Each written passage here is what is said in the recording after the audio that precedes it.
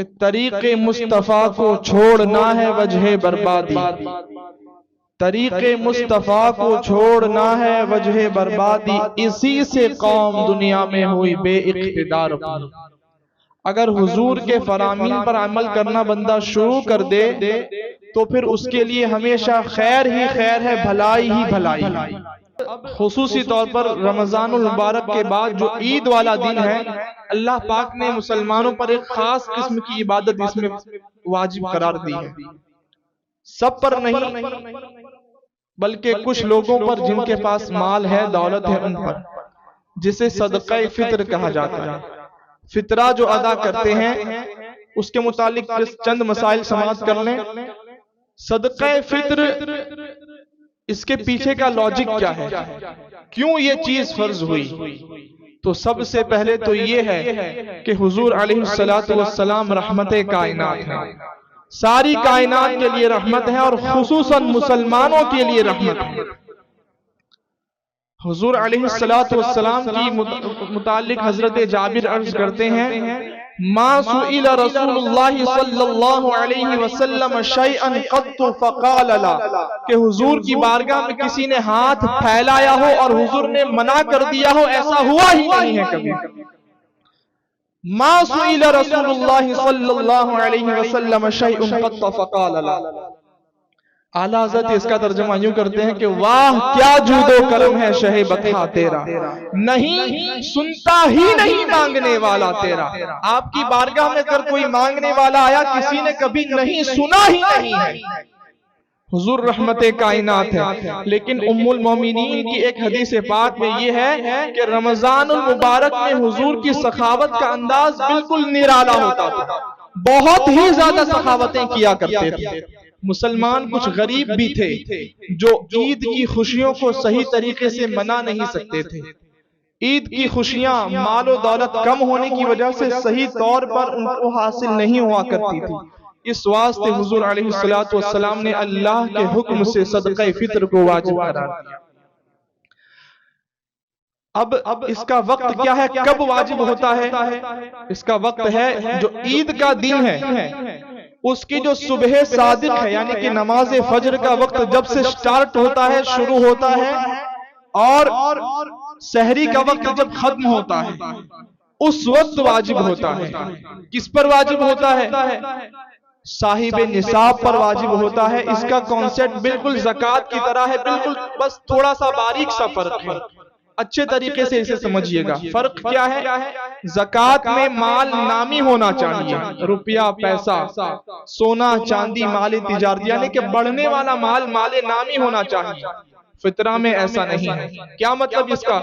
اس کا مطلب یہ ہوا کہ اگر آپ کے پاس ضرورت سے زیادہ کا، حاجت اصلیہ سے زیادہ کا سامان ہے، زیادہ کا ایک فریج پڑا ہوا ہے، زیادہ کا ایک موبائل پڑا ہوا ہے، جس کی کوئی ضرورت نہیں ہے، آج فیشن بھی ہو گیا ہے کہ بس ایک موبائل فیشن کے لیے، بس شوق کے لیے رکھتے ہیں، اس کی کوئی ضرورت بسا اوقات نہیں ہوتی۔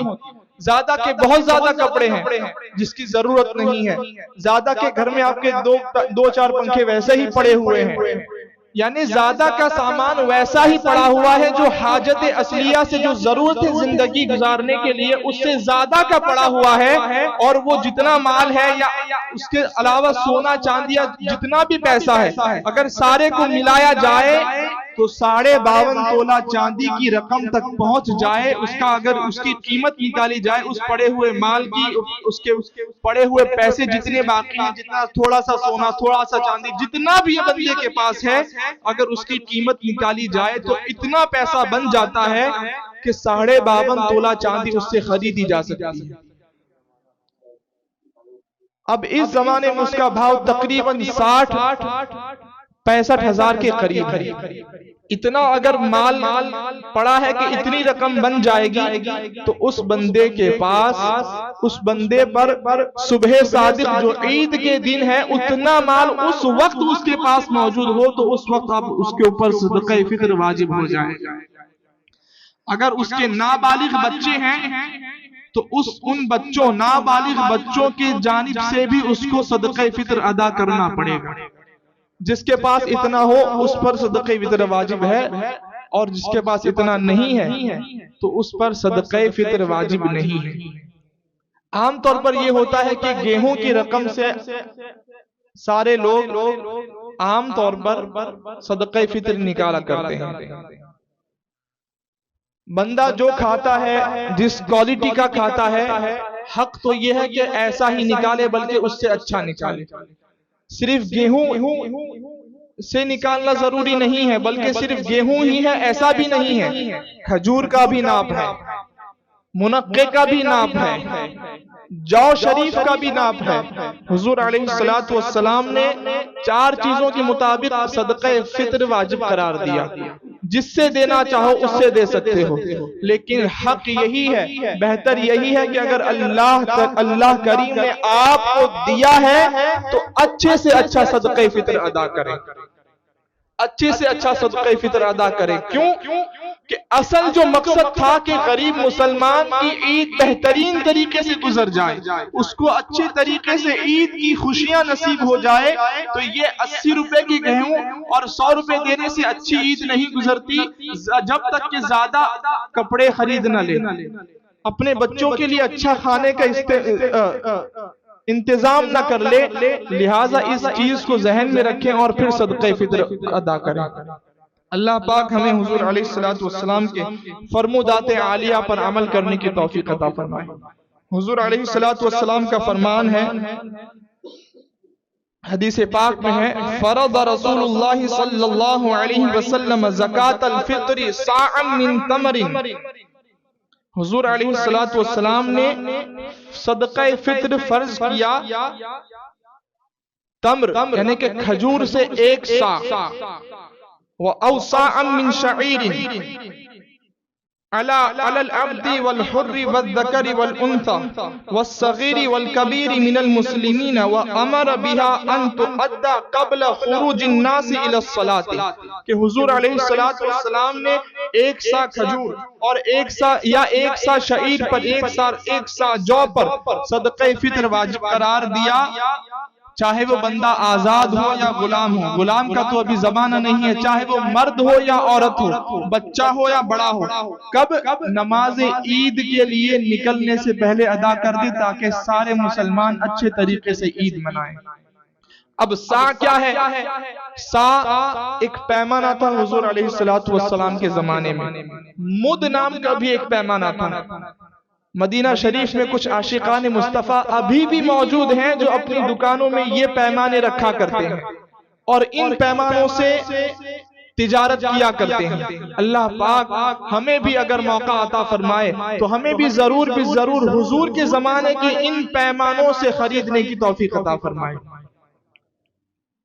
اب صاع کا وزن کیا ہے؟ غور سے سماعت کیجئے گا۔ 1 صاع کا وزن ہے 4 کلو 94 گرام، 4 کلو 94 گرام 94 گرام، 1 صاع کا وزن ہے۔ تو 1 صاع جو مکمل ہے وہ کھجور میں ہے، جو میں ہے، منقے میں ہے، لیکن گیہوں میں آدھا صاع ہے، 2 کلو 47 گرام، 2 کلو 47 گرام۔ تو لہٰذا صدقہ فطر کے احکام پر، مسائل پر عمل کرنے کی کوشش کریں اچھے طریقے سے۔ اگر کوئی نہ سمجھا ہو تو اسے سمجھ لیں۔ کتنا پیارا حضور نے فارمولہ عطا فرمایا ہے کہ سارے مسلمان اچھے طریقے سے عید منائیں۔ حضور نے وضو دیا تو بیماریوں سے شفا، روزہ عطا فرمایا تو ہزاروں روپے خرچ کر کے جس بیماری سے بندہ آزادی پاتا ہے، بسا اوقات اس کو وہ شفا ملتی بھی نہیں، لیکن روزے سے اچھی بڑی سے بڑی بیماری سے شفا مل جایا کرتی ہے۔ سلام حضور نے عطا فرمایا، سلام سے مسلمانوں کی دلوں میں محبتیں پیدا ہوتی ہیں۔ اتنی مقدس چیزیں، سنتیں حضور نے عطا فرمائی کہ اگر بندہ عمل کرنے لگے تو پھر اس کی زندگی میں امن و سلامتی ہی امن و سلامتی ہے۔ لیکن آج معاملہ کیا ہے کہ جن عیسائیوں نے جن یہودیوں نے کتابیں جب لکھی کہ دنیا میں بہترین انسان کون ہے، سب سے پہلا نام حضور علیہ السلام کا ہے، لیکن آج حالت کیا ہے کہ حضور کے ماننے والے ہی عیسائیوں کے طریقے کو اپنانا شروع کر دیتے ہیں، یہودیوں کے طریقوں کو اپنانا شروع کر دیتے ہیں، بیٹھ کر کے پانی پینا تو شرم محسوس کرتے ہیں۔ اللہ پاک ہمیں حضور علیہ السلام کی تمام سنتوں پر عمل کرنے کی کوشش کرنے کی توفیق عطا فرمائے۔ وما توفیقی الا باللہ العلی العظیم۔ السلام علیکم۔